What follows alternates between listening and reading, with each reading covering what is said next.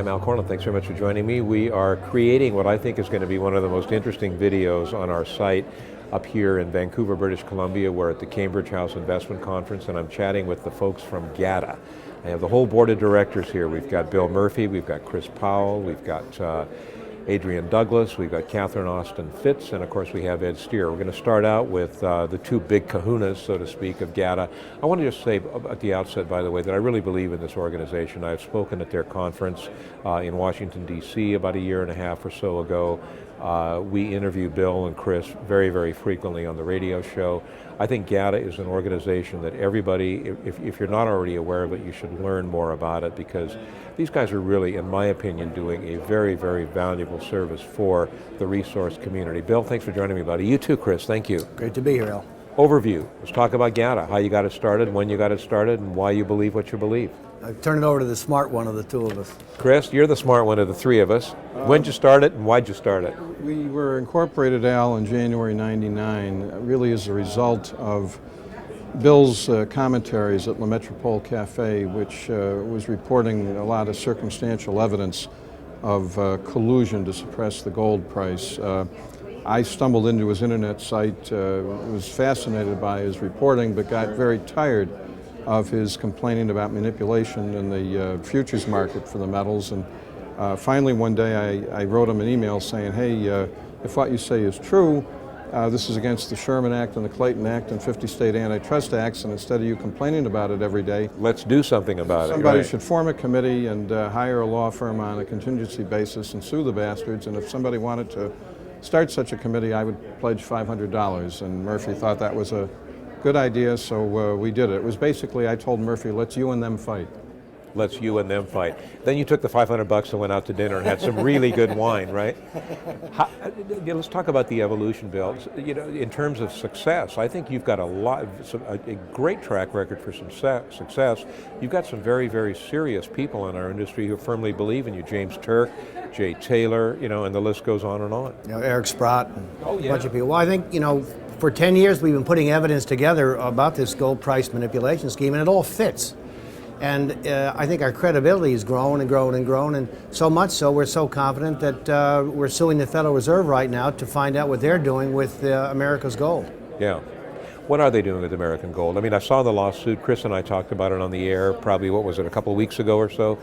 How's that working out? Well, we just started. We got a woman judge, and we'll have to see how it plays out. But we believe that we have enough stuff on record, and actually their own admittance in a rebuttal to one of our requests to see what they had, that they claim an exemption and it's a trade secret. Is that the best way? They're claiming trade secrets, and Americans don't have... Wait a minute. Trade secrets?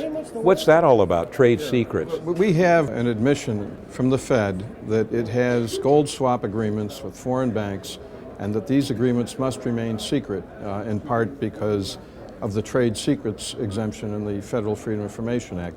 This letter we have from the Fed, from Kevin M. Warsh, a member of the Fed's Board of Governors, dated September 17th last year, is an admission that the Fed is at least contemplating the surreptitious intervention in the gold market. It's one of many, many admissions we've collected over the years that the U.S. government is surreptitiously suppressing the gold price. We want access to the documents of this suppression, which the Fed now acknowledges possessing. Fascinating, yeah. It's interesting because we can go back to actually to 1993, where we have more Fed minutes, where Alan Greenspan said, wouldn't it be great to put gold into the market because gold's looked at as a thermometer. We've always used the word barometer, because it would influence the market behavior. And of course, that's what's happened, I think. Right. That's what's happened. Exactly, and that's exactly when I was fortunate enough, or when I was privileged to be able to address the Gata conference in Washington, D.C., that's exactly what I said. I said, you know, gold is the most effective barometer of economic issues and how people feel about economic issues of anything. And of course, you would not want, the economic leaders, for lack of better terms, would not want to see a high gold price, because that is synonymous with a lack of confidence in the economy and bad things going on. That's it. The name exactly. of the game. And people say, well, why would they do this? That's your answer. Because when gold goes up, what's happened? Every time, if gold were up $50 tomorrow, there'd be talk about inflation, crisis, problems, a lack of confidence in the dollar. It's negative for Wall Street, it's negative for the politicians, and they don't like it. So they try to shoot it, shoot the messenger. Shoot the messenger. Let's get a couple other messages in here. That's going to work? Okay, continuing the Gata discussion with two of the board members of Gata. By the way, Gata does stand for, and I'm sure most of you are aware of this, if not all of you, Gold Antitrust Action Committee. But the newest board member for Gata is Adrian Douglas. Thanks for joining me. Adrian's a very, very bright guy. We've had extensive conversations about gold prices, etc. And then Catherine Austin Fitz. Catherine is a very interesting woman. You were, correct me if I'm wrong, but number 2 in charge of HUD for quite some time. I was Assistant Secretary of Housing. I was the Federal Housing Commissioner. Under? Bush 1. Under Bush 1. Bush 1. And I have to tell you, not talking about Gata, but just talking about that, about George Bush Sr., George Jr., I think history is going to put them in a totally different light than the perception is today. But, that's hard to say. Gata, why did you join?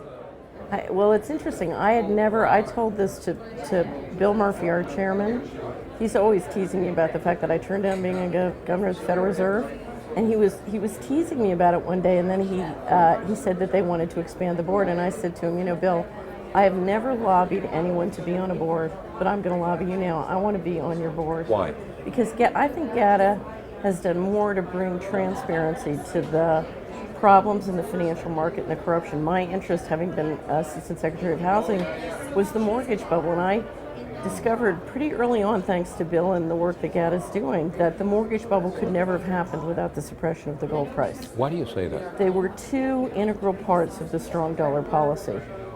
If you needed to suppress the gold price to issue that much debt, because the gold price, Al, is like the smoke alarm. It's like the burglar alarm.